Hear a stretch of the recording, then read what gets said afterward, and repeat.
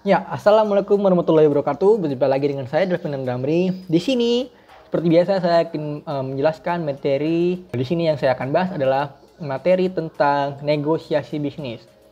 Nah, negosiasi bisnis ini terdapat di pelajaran komunikasi bisnis. Nah, di komunikasi bisnis ini kelas 1 SMK dan bisa berguna untuk jenjang lainnya. Di sini karena materinya adalah materi negosiasi bisnis, adalah materi yang umum. Sebelum itu, silakan kalian subscribe, kalian komen, kalian like dan share YouTube saya Delvin dan Ade. Semoga bermanfaat. Oke, sebelum kita mulai, di sini terdapat quotes dari Bapak Mario Teguh. Di sini adalah ikhlaslah belajar, bahkan yang paling berilmu dan bijak di antara kita masih rajin belajar. Nah, jangan sampai kita cepat merasa puas karena orang-orang senior atau orang yang tua di atas kita pun masih belajar. Seperti itu, jangan kalian malas untuk belajar seperti itu. Nah, kita masuk ke materi. Di sini adalah pengertian negosiasi bisnis. Apa sih negosiasi itu? Apa sih negosiasi bisnis itu? Kita lihat di sini, bisa kalian lihat di layar kaca kalian. Negosiasi dapat didefinisikan sebagai bentuk interaksi sosial di mana kedua belah pihak yang memiliki perbedaan kepentingan berusaha mewujudkan suatu kesepakatan yang sama. Ini adalah dari negosiasi. Nah, kemudian negosiasi bisnis. Negosiasi bisnis merupakan suatu pertemuan secara tatap muka antara dua orang atau dua kelompok pengusaha atau lebih untuk melaksanakan tawar-menawar tentang suatu objek niaga tertentu dengan maksud mencapai kesepakatan suatu kontrak dagang atau perjanjian tertentu. Jadi, apabila negosiasi itu untuk mendapatkan kesepakatan bersama, negosiasi bisnis pun juga membedakan adalah di sini adalah dua orang atau dua kelompok menawarkan objek untuk mencapai suatu kesepakatan bersama kontrak dagang atau perjanjian tertentu. Nah, kemudian di sini terdapat tujuan dari negosiasi bisnis. Di sini terdapat 3, yaitu yang pertama untuk mendapatkan atau mencapai kata sepakat yang mengandung kesamaan persepsi, saling pengertian dan persetujuan. Yang kedua, untuk mendapatkan atau mencapai kondisi penyelesaian atau jalan keluar dari masalah yang dihadapi bersama. Yang ketiga, untuk mendapatkan atau mencapai kondisi saling menguntungkan di mana masing-masing pihak merasa senang atau win-win solution. Nah, ini adalah tujuan negosiasi bisnis, sama-sama untuk mendapatkan kesepakatan, sama-sama untuk mendapatkan masing-masing merasa senang dan sama-sama mencari jalan keluar. Ini tujuan dari negosiasi bisnis. Nah, selanjutnya, negosiator adalah yang melakukan negosiasi. Nah, jadi negosiasi itu terdapat orang yang menegosiasi. Nah, orangnya adalah dinamakan negosiator. Nah, berikut ada manfaat dari negosiasi bisnis. Kita lihat. Yang pertama, manfaat dari negosiasi bisnis yaitu adalah menjalin kerjasama atau networking dengan pihak lain. Nah, di sini kita lihat suatu organisasi perusahaan mempunyai visi tertentu yang ingin dicapai.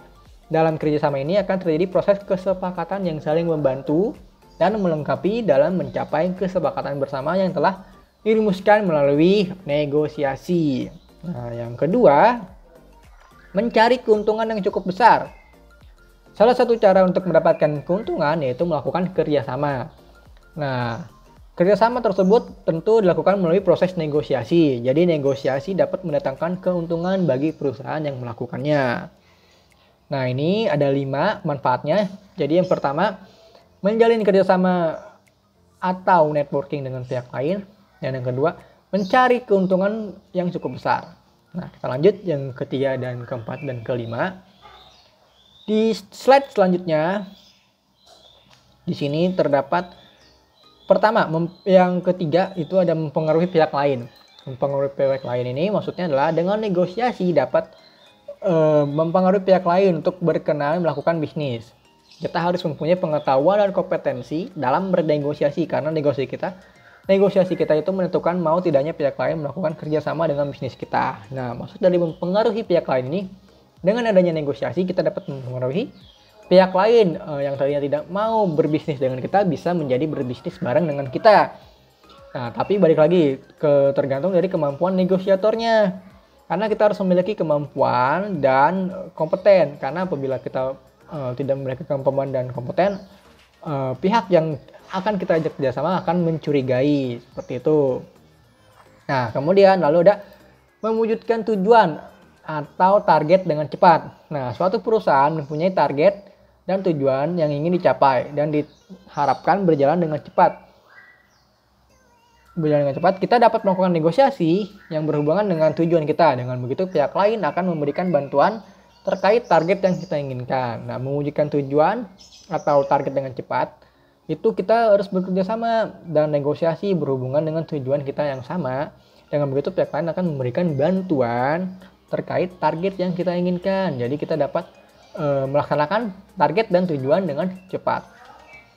Kemudian yang kelima, ada kelangsungan bisnis. Negosiasi dengan pihak lain dapat memperkuat bisnis kita. Sebagai contoh, jika perusahaan kita mengalami kesulitan, kita dapat meminta tolong pada pihak-pihak yang memiliki hubungan atau kerjasama dengan kita. Jadi bisnis kita akan tetap berjalan meskipun menemui berbagai permasalahan. Seperti itu.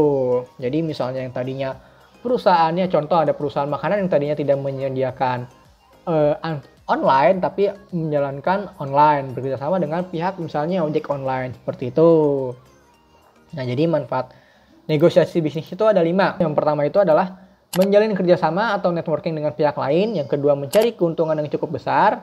Yang ketiga, di sini mempengaruhi pihak lain. Yang keempat, mewujudkan tujuan atau target dengan cepat. Yang kelima, untuk kelangsungan bisnis. Jadi inilah manfaat dari negosiasi bisnis. Seperti itu. Kemudian di sini ada syarat untuk negosiasi bisnis. Nah, syaratnya apa aja? Di sini ada 5 syarat. Yang pertama, adanya perbedaan kepentingan dari kedua belah pihak. Yang kedua, adanya kemauan untuk menyelesaikan masalah atau bernegosiasi secara sukarela. Yang ketiga, adanya kesiapan untuk melakukan negosiasi. Yang keempat, adanya kewenangan untuk mengambil keputusan dalam negosiasi. Yang kelima, adanya rasa saling percaya antara pihak-pihak yang ingin bernegosiasi. Nah, jadi syarat negosiasi ini, nah, kita harus berbeda kepentingan untuk bernegosiasi. Maka kalau negosiasinya kepentingannya sama, maka bukan negosiasi lagi, tapi sudah bekerja sama. Yang kedua, adanya kemajuan untuk menyelesaikan masalah atau bernegosiasi secara sukarela. Adanya kesiapan untuk melakukan negosiasi dan adanya kewenangan untuk mengambil keputusan dalam bernegosiasi. Dan yang kelima, adanya rasa saling percaya dalam kedua pihak atau antara pihak-pihak yang ingin bernegosiasi. Kemudian di slide selanjutnya di sini ada taktik dalam negosiasi, ada taktik negosiasi. Yang pertama di sini adalah memberikan pilihan atau memberi pilihan. Dalam melakukan negosiasi, misalnya kita menawarkan barang jasa kepada calon pembeli akan menolak jika barang atau jasanya yang ditawarkan hanya satu jenis. Maka kita dapat sediakan banyak pilihan warna, model, merek dan sebagainya agar orang-orang atau calon pembeli dapat tertarik melihat apa yang kita jual. Misalnya dulu itu di Samsung S20 terdapat warna hitam, lalu warna biru dan warna silver atau abu-abu, warna abu-abu atau grey. Nah, di sini lalu Samsung S20 keluar, Samsung F20 FE atau Fan Edition, itu berbagai aneka ragam warna, jadi merah, biru, ungu, dan lain sebagainya. Itu untuk apa? Untuk mendapatkan masa atau untuk mendapatkan pembeli yang ingin beraneka ragam jenisnya. Seperti itu. Lalu ada yang namanya lelang. Negosiasi dalam jual beli dapat juga dengan cara lelang. Barang yang dilelang biasanya terbatas waktu dan ditentukan harganya cukup bersaing dengan lainnya.